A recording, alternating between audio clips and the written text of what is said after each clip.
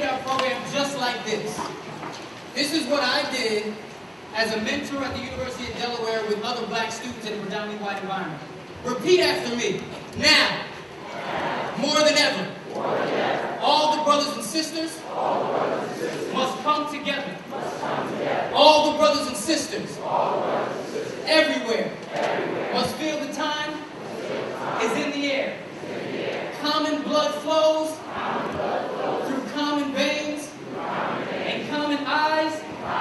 All see the same. Now, more than ever, all the brothers and sisters must come together. Ashe. Give yourselves a round of applause. And for those of you who may be thinking Ashe is just a Swahili word, and if you have been in church or church culture, you hear the word amen or in agreement with, Ashe means the same thing. So if you hear me say Ashe, I'm just asking you if you agree. Ashe? All right. And this panel represents a great segment of our community. We have spiritual leaders, we have law enforcement, and most importantly, we have students and educational leaders. So, I'm going to start our conversation again. Jot down your questions for this segment of the community. This panel is called Voices from the Community. I'm going to start and ask our two student panelists to respond to this question. Rico and DJ, what qualities do you appreciate the most in adult figures in your lives, whether they be coaches, teachers, mentors? What personal qualities do you appreciate most and respond to the best in the adults in your life? Is that a clear question? That they care. That they respect. Say it again. That they're caring. Caring? Say a little more about that. Like teachers, for example, that they care for us to succeed in school, mostly. Right. So Rico's talking about those who are caring. Rico, I'm just going to coach you a little bit. Make sure, even though I'm asking you the question, to turn your shoulders to the crowd because they want to see your handsome face. So Rico talks about caring. DJ, what are the qualities that you appreciate most in teachers? Well, really because that they're willing to help us. Like for our parents and our teachers, for example, they help us. When I see students in the classroom, I think of my own kids. You know, I have an 8-year-old and a 1-year-old. And I think of how people are treating them. And so I reflect. If I want people to treat my kids with value, then I should treat other people's kids with value. And I think one of the key issues is, and we're going to be frank here, it is called All Lives Matter. But that's part of the problem. Many people devalue black life. So black lives don't matter. And it's not just a catchphrase. You see it in the data. I saw one statistic that said 18% of black youth make up preschool. 18%. Yet 48% of suspensions are black youth. When you look at high school in the upper grades, black students are suspended 3 times greater than the rate of white students if they're males. Now, when people say all lives matter, they tend to focus on black males. Trayvon Martin, Eric Gardner, Michael Brown. But when you look at the data, there are black girls. There's a book out called Black Girls Matter. Black girls are suspended at a rate higher than black boys. 6 times the rate of white individuals. And so we can't value our kids if we're throwing our kids out of class. If you throw kids out of class and suspend them, there's a greater chance that they'll drop out of school. This is all based in hardcore data. They drop out of school, it's going to affect their employment and amount of money that they make in the future. If they're struggling to find a job, they may turn to crime. So on the cover of the NEA magazine last month was a very interesting article. It said, and I might get the title wrong, but the public school to prison pipeline. So if we fail them in school, it's a good chance that they might go to prison. So we have to value our children. Black, brown, white, no matter what the color.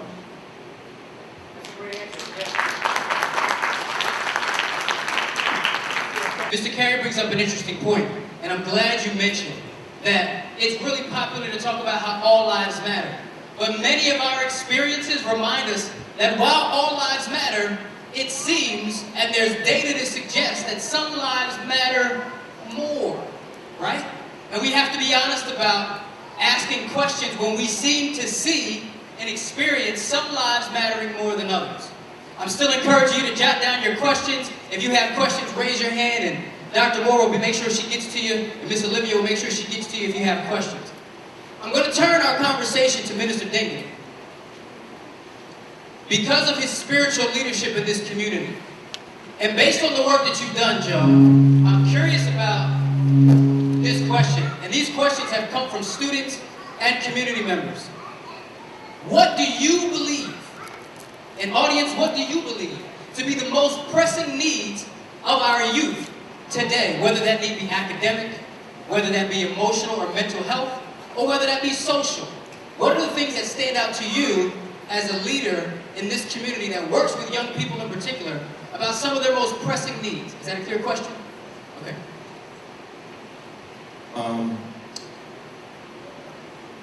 The scriptures say that in Proverbs, to train up a child in the way that they should go, and when they are old, they will not depart from it.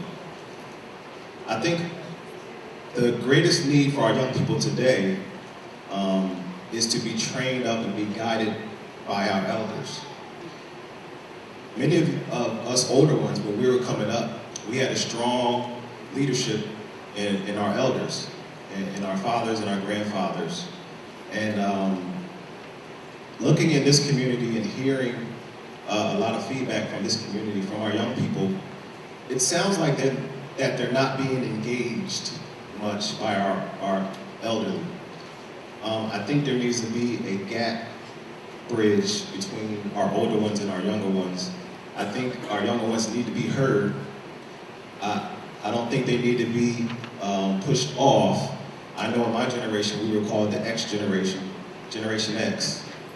And I don't think there needs to be another Generation X. I think it's the time that us as men and as leaders in the community, those who are leaders in the community, I think it's time that we engage our young people more and really be an example of good morals, be an example of good men, be an example of good women, because we have strong women in this community, very strong women in this community. And I think that if we engage the young people more, whether it's in the social life, online, whether it's just coming to the high school and just really embracing our young people.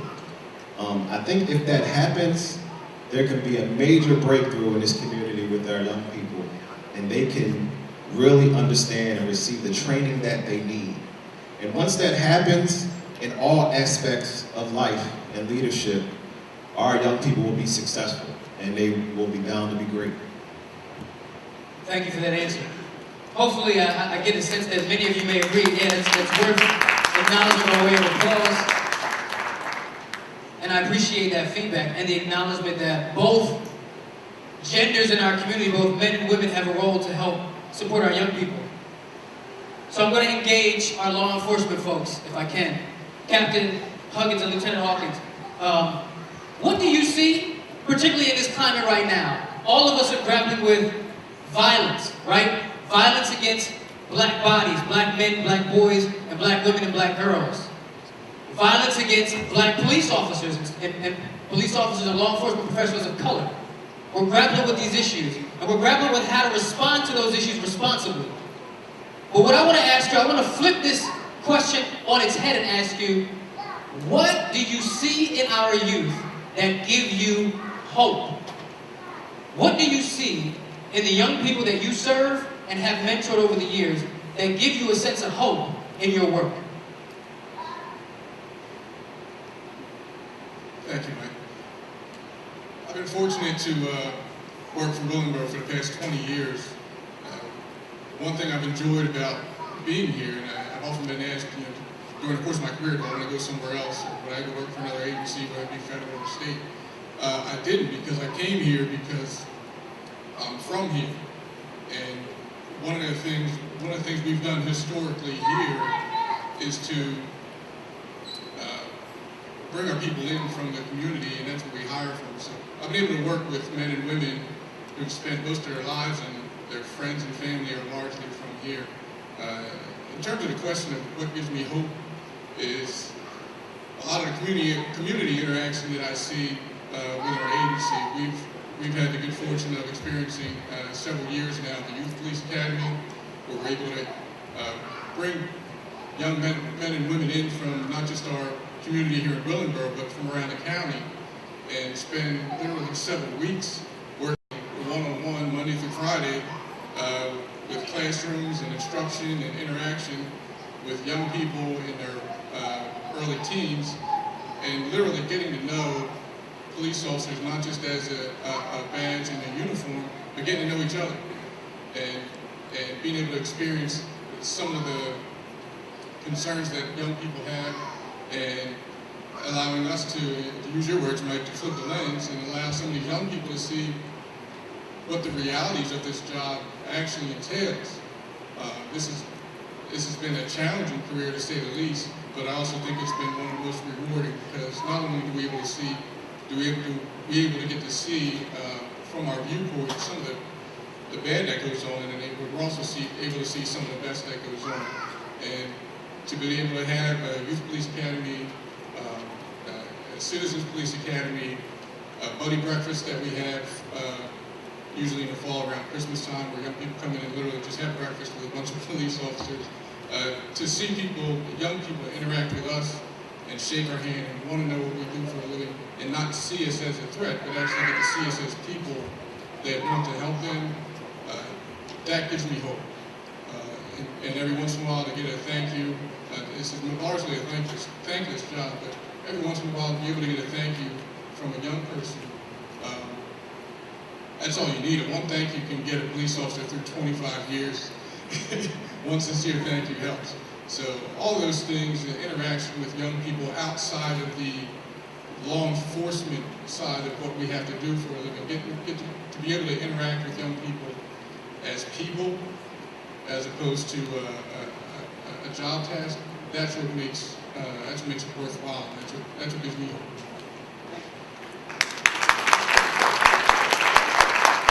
Thank you, Mike. Thank you, Mike, for the opportunity. Thank all of you for coming on a cold day and come out with us. Hope. Hope. When I think of hope, it reminds me, as a young trooper, I'm from New York originally, from the Polo Ground Project, 155th Street and 8th Avenue in Manhattan. And coming to Jersey, added Academy in 1986 and moved to Plainfield, New Jersey. Having to meet other young men of color about my age who said we want to give back to the community. To form a program for young men of color, to mentor them, to build relationships with them, to hear from them 5, 10, 15 years later, who have college degrees, who have families, who are gainfully employed, who say, thank you for an opportunity to give me a chance to grow. What I found out a lot of times is that you always hear bad press about our youth. What I did find out is that all they need is an opportunity for you to hear them. Just give them an opportunity to have that conversation, to build that relationship, as all of the panelists have said. Building that relationship, it just keeps going. It's like, they're like sponges. Young people are like sponges, and all they need is just an opportunity to hear them. Hear what they're saying, understanding what they're saying It may not be accurate, but it's up to you as an adult to say, I see what you're thinking, but let's look at it a different way. And give them the right course to take. And from there, continue to build on that. So my hope is, these young men up here, these young men here in the audience, all over, that's my hope, to see that all of us continue on and pass this legacy forward. Thank you for that. Yeah. There is hope, right? So there is a reason to be hopeful with our young people. They're doing awesome things and experiencing great accomplishments. Please continue to jot down your questions. Dr. Moore is circulating the room. There is one I see waving in the back. I'm going to wait for her to come on up, and we're going to field a question from the audience. Gentlemen, I'm not sure what it says, but I'm sure it's going to be a great question because it's from the audience.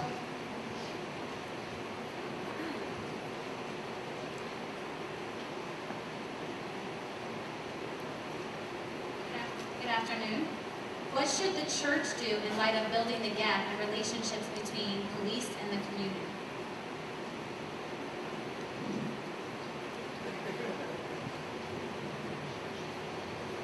All right, what should the church do? That is a very good question. Because as a minister, I don't specifically have a church building, but I do have a group of young people that I minister to. And it's sad to say that I've been one of the ministers in this community trying to reach out to a lot of churches and, plead to them to really engage in our young people, to have, more youth programs and more things to engage our young people. I do a youth gathering twice a month here in Willingboro at the Kennedy Center. We have, right now, between 20 to 30 young people, ages between 11 to 21. And my biggest initiation was to really reach out to a lot of the churches. And if there are any pastors here or who have churches that have clergy, I think the biggest way to reach out to our young people is to really engage our young people, to have programs set up for our young people, because we got to realize our young people, they're the future of our community. They're the future of your church. So you want to be able to really engage young people, really raise them up into leadership, not just to entertain them, but to train them. We really have to embrace our young people, because if not, the streets will embrace them.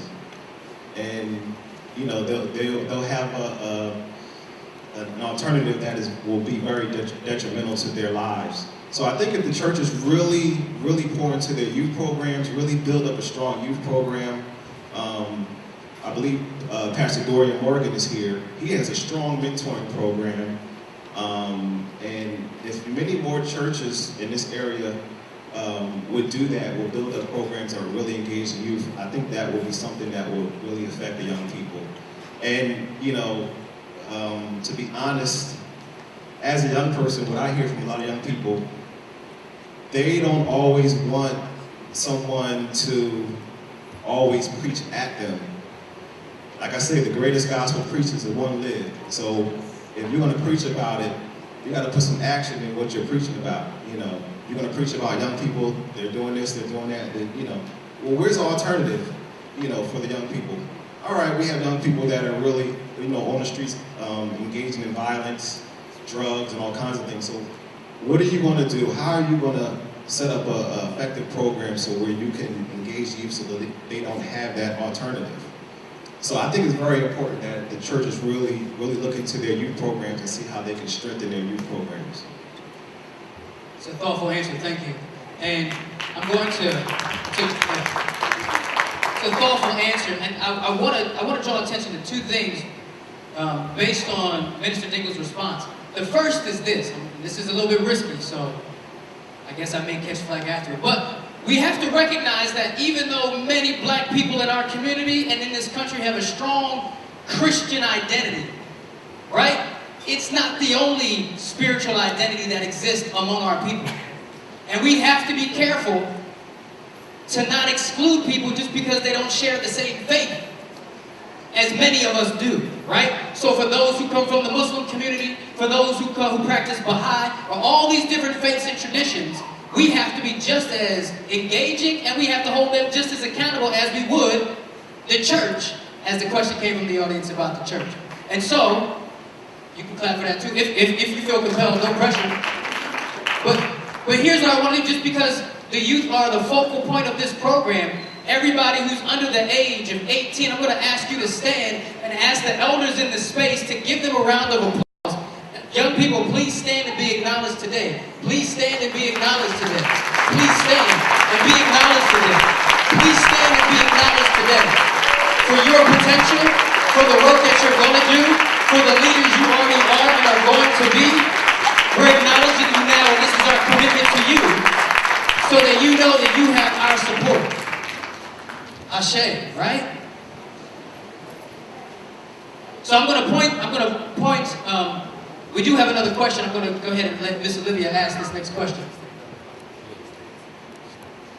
This next question, what programs has the Willingboro School District implemented to uplift and enhance the lives of our youth as it pertains to this particular topic?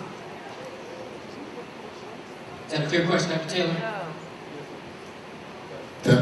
Yes, it is a great question and it's very clear. In partnership with our Board of Education, we've enacted several programs, and the question said regarding this topic. And to me, this topic has a basis in education. I think that many of our panelists have said that the more successful our young people are in getting their education and getting their diploma and getting their advanced degrees, the less likely they are to have a negative interaction with law enforcement or to be incarcerated. As far as our public schools, the Board of Education, can I get you to stand? My Board of Education members, please, came to support me, Mr. Tunstall, Ms. Holly, Ms. Hobson, Mr. Gary Johnson. I see you back there. Our Board of Education has supported many interventions that we have put in to help address our students, to meet them where they are and to help them accelerate. Some examples of that are research-based, data-driven Read 180 programs, which are computer-based reading interventions that are in every one of our school buildings. Also System 44, which is another literacy-based intervention system. We brought back the gifted and talented for our elementary, middle, and also high school students, because we believe that many of the students who get in trouble in school in many communities do so because they're not challenged enough. And so in bringing back that AP courses for our high school and gifted and talented and mini Congress for our middle school, as well as this young man next to me, he goes to our 6th grade academy that has been doing outstanding at McGinley. We brought just a plethora of programs. One that I'm very proud of is a partnership that was gained through working with Assemblyman Troy Singleton. Mr. Singleton, can you stand for us?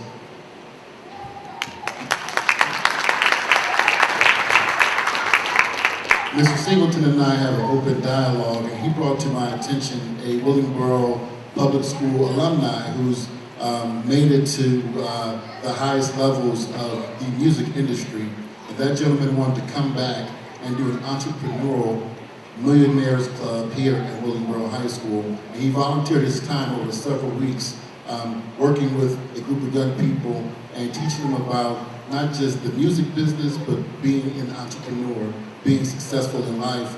And at the end of that course, he funded their ideas and sought patents for their ideas. So there are just a plethora of programs that we have in place, but they're only as good as the people who are running them and the young people who we have who are in them and the parents that we have supporting them. Thank you. Sure. I'm going to put him on the spot, but I'm going to ask Mr. Carey to talk about his work with the Heritage Players, because I think that directly speaks to this topic and engaging young people constructively. Okay. Heritage always, that was first, let me say this, let me preface it by saying this. That was an organization that was founded by Miss Lightsey and Judith Burgess. And I was a part of it for 10 years.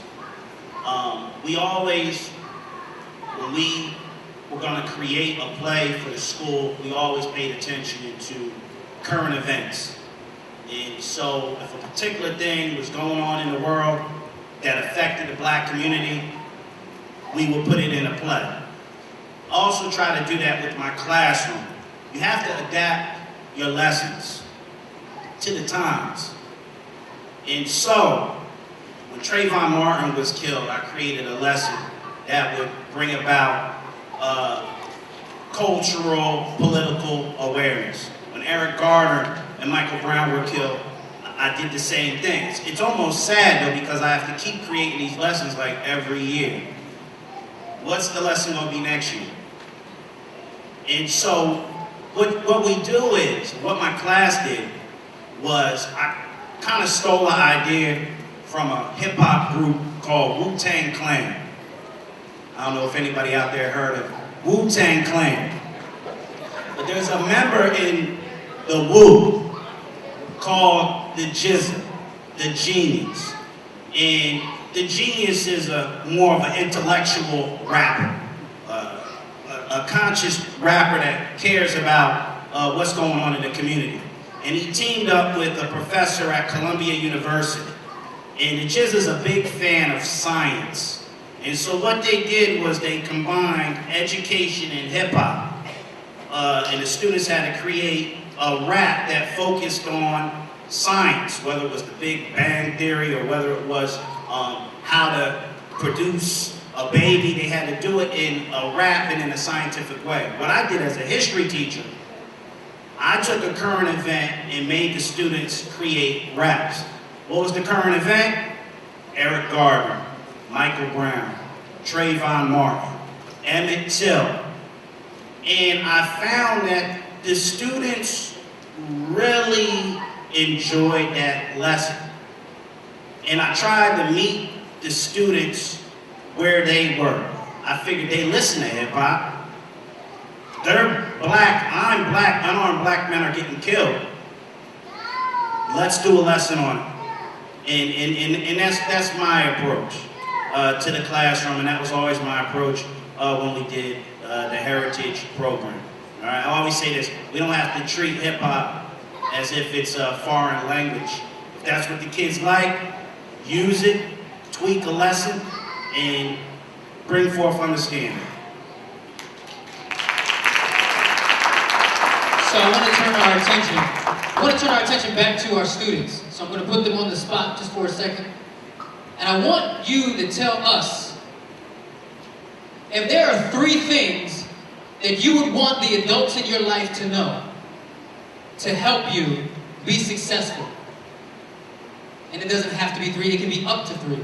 But if there were up to 3 things that we should know as the people who do our best to support you and want to see you successful, I'm telling you, you've got all the ears in this space for people who want to help you and students like you who are in this space be successful. So up to 3 things that you're thinking about, you can take a couple seconds to gather your thoughts, but up to 3 things you might share with the adults in your life. One is change. It's a new generation, so it's different now. So like, if y'all understand the way we learn and the way I used to learn now, and put that together, then we can understand how to be more successful. Yep. You can do up to 3, or you can do 1 or 2.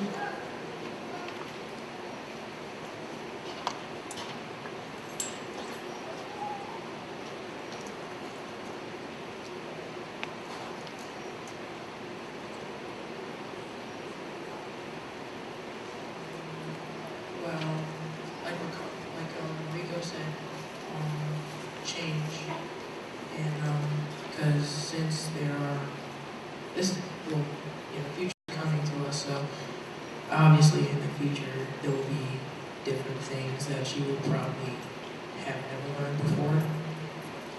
But if you have, then it's a different story. And maybe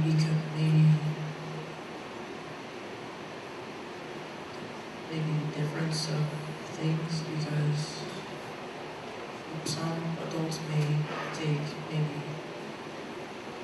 maybe, let's say an adult takes math test for some reason. And there's two questions that they think they understand, but they don't understand. They think that it's the same problem, and they think that it's just the same thing, and they do the same thing as they did the first one. But then they end up getting that problem wrong because they think ahead about what they did instead of reading the directions and seeing what you really have to do. Appreciate that. You tell me if I'm getting it right, but are you asking the adults in the community to be flexible and be open so that if you have a need, if the need may be best met by a different way than how they might meet the need? Community, we got to be flexible for our students and our children. There's another question from the audience I'm going to have Ms. Olivia read. What kinds of conversations should parents be having with their young people at home to promote respect for one another, respect for elders, respect for teachers, and respect for each other? Any one of you, yeah, we'd love to hear from any one of you about those conversations in the house. Well, that's one of the pieces that we talked about in the very beginning about expectations. And I remember being a young man, these gentlemen, 6th grade, 5th grade, 4th grade, and I knew that my mother didn't want to hear about how unfair my teacher was. She didn't want me to come home and try to bargain with her about why I got a C or why I got written up for behavior, because she would tell me, I don't care what that teacher does or what the kid next to you does or what the entire class is doing. My expectation for you is high, and is for you to participate and get your grades the way that we expect you to, and to behave the way that we expect you to. I think that sometimes parents feel a strong need to advocate for their kids. They love their kids and they want to advocate for them. And our students are smart. They understand that could be used to their benefit, which is really their detriment, and cause a conflict between the home and the school. And I've taken the mantra of my mother in raising my daughter. I tell her, don't come to me telling me the reason why the teacher made a mistake, or the teacher misspoke, or the school's making a mistake, or the school is bad, because no matter what's happening in there, you're the child that I put in there. And this is what I expect from you. And that's to me, I think that's what some homes are missing.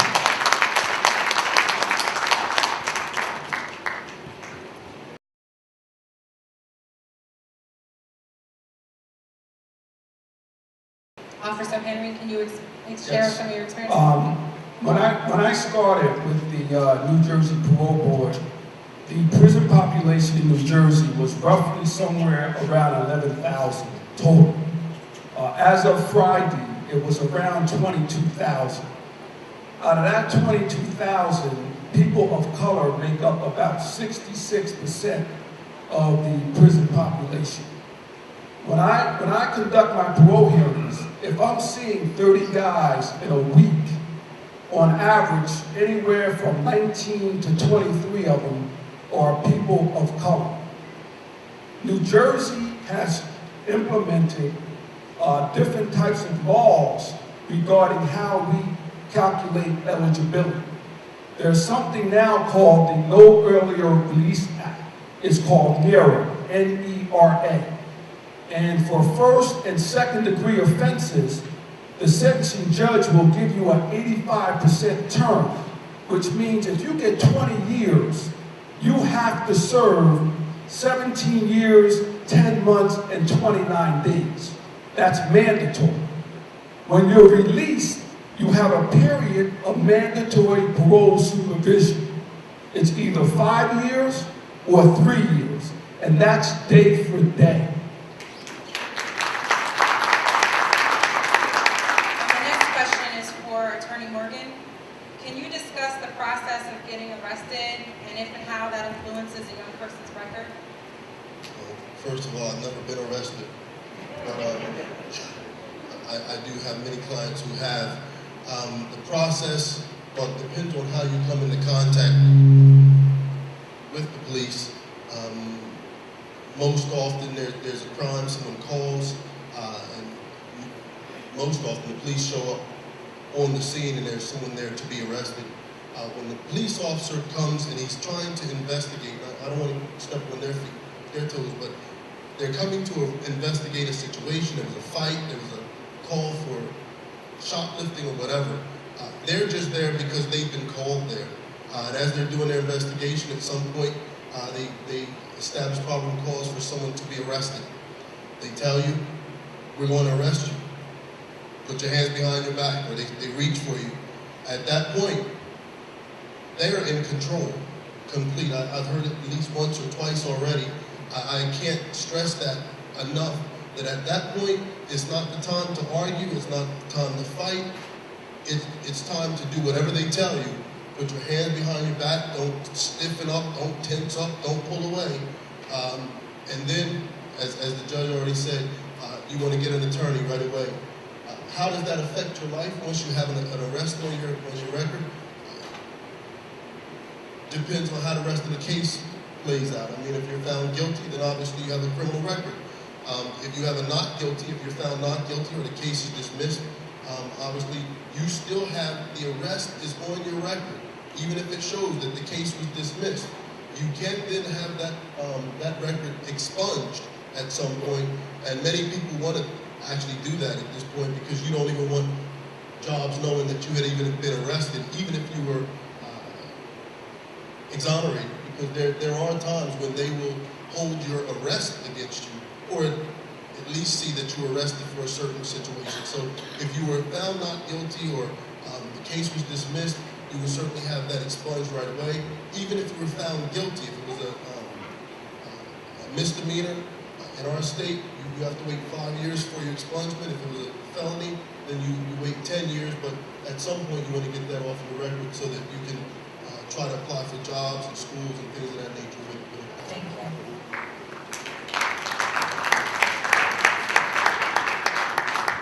Officer Henry, I think you already talked about gangs. So based on your career work, is that the most significant change that you observed, or what's been the most significant changes you've observed? I think there have been two. Gangs definitely is number one. And number two, the laws in New Jersey have become more punitive. As I mentioned earlier, you have the No Earlier Release Act, which is the 85% of your sentence. You have, if you commit certain types of offenses, you could be on parole for the rest of your life. It's called parole supervision for life. And that's the rest of your natural life. There are individuals in Trenton State Prison right now doing 90 years mandatory, and they're 35 and 40 years old. And realistically, I know, they know, they're never coming out of jail again. But New Jersey, the laws have become more punitive. And I keep this book in my car, Michelle Alexander, The New Jim Crow. I keep it in my car 24/7. It does not leave my vehicle. And I encourage everyone here to read it, because we are locking up people for a very, very, very long time. And that's why I try to tell young kids today, you got to get that education. That is the key.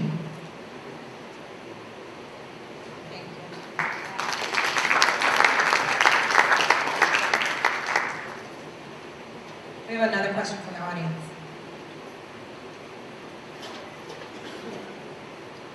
This question is about traffic stops.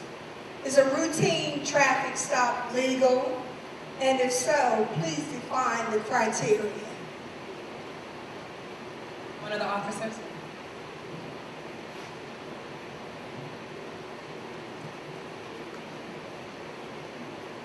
I'll address that first by discussing the concept of a routine traffic stop.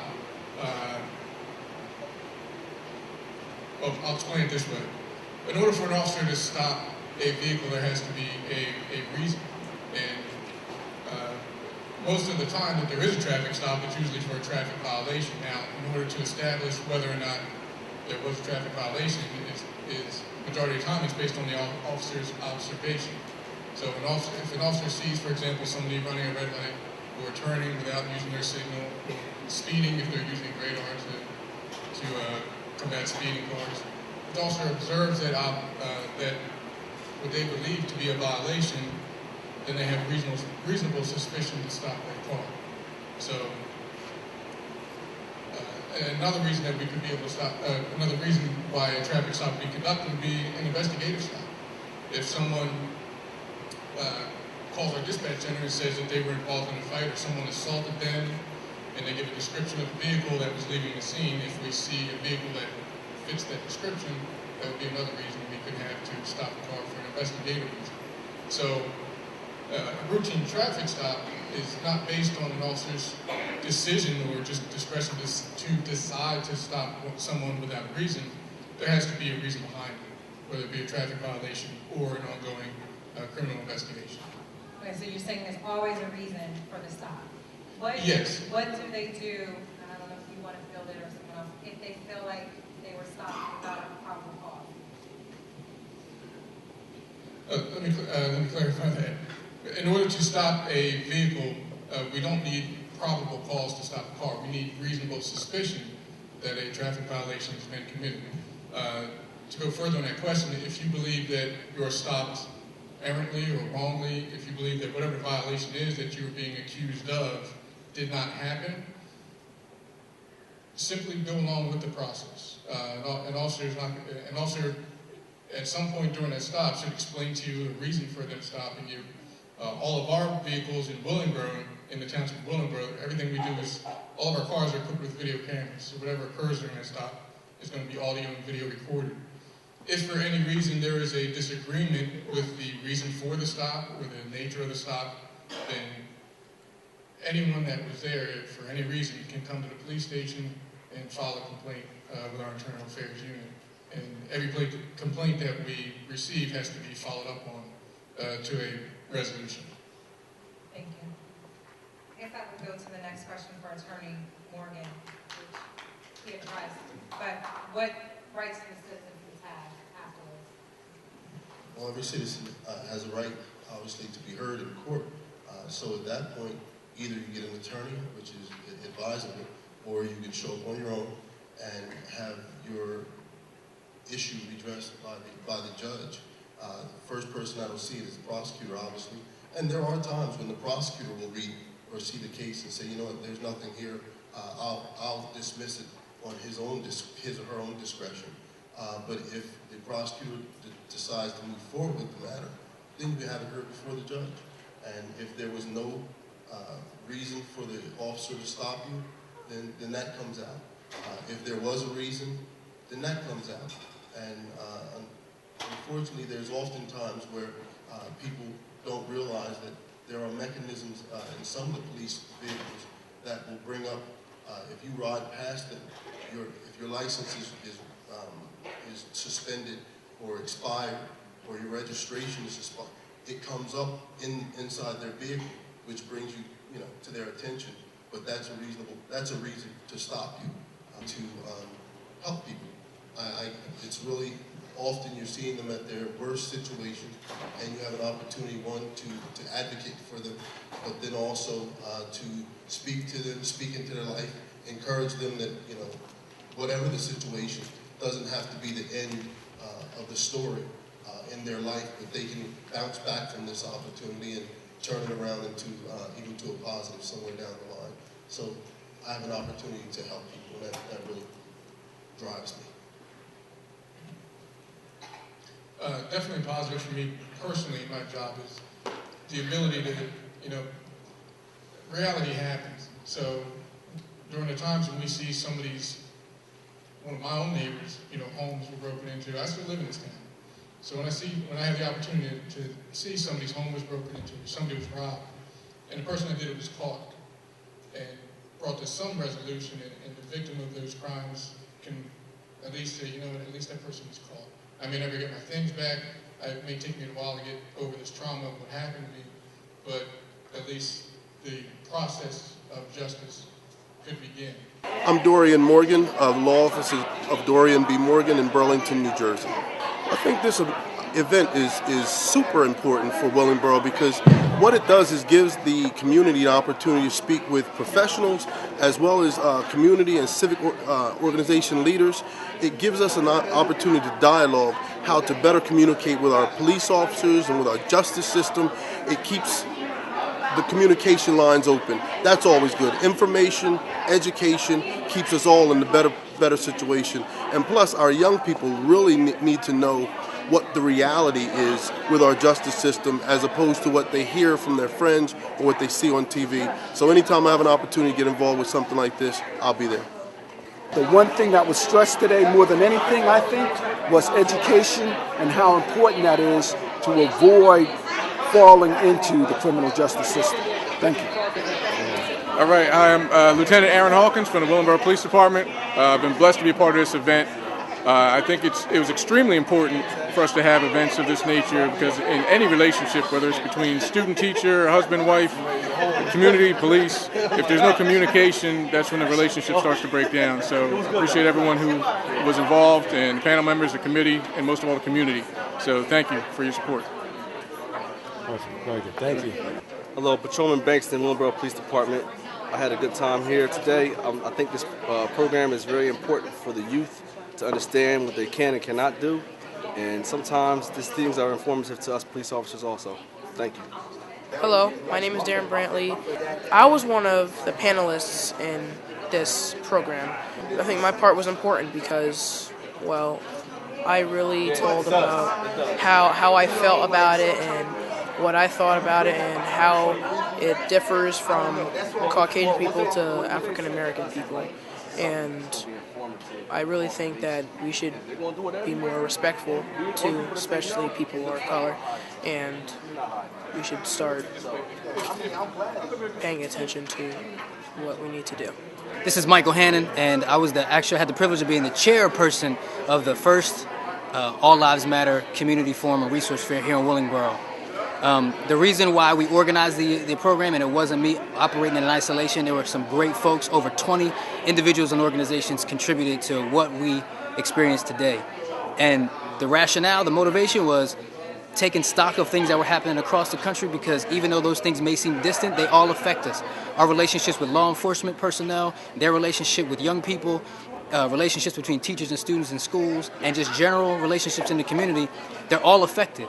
And so we decided to start acting now so that we could hopefully prevent any misunderstandings because we believe fundamentally those tragedies that have gone on against black men at the hands of law enforcement, while they may have been mistakes, they likely stem from misunderstandings. Those misunderstandings can range from stereotypes to prejudice. Like, I'm not making any suggestions about what it was, but if we can minimize the misunderstandings, then we have a better shot of helping our kids be successful and have them have healthy relationships with the law enforcement community and with other people in authority. And so that was really the rationale, and we're really appreciative of the folks who came out and supported the event, and look forward to doing it again.